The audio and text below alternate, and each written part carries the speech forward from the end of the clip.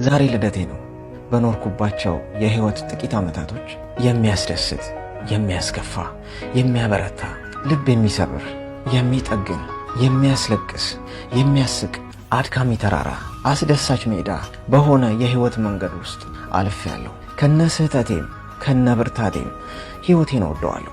ከዛሬ ጀምሮ ለሚቆጠረው ለተቀጠለልኝ እድሜ ደግሞ ህይወቴን አዲስ አድርጌ ለመጻፍ ምርጫ አለኝ። ስለዚህ በብዙ ፍቅር፣ በብዙ ይቅርታ፣ በብዙ መታዘዝ፣ በብዙ ትህትና፣ በብዙ ቅንነት፣ በብዙ መታመን፣ በብዙ መስጠት፣ በብዙ ትዕግስት ለመኖር ለፈጣሪ ቃል የምገባበት አዲስ ቀኔ ነው ዛሬ።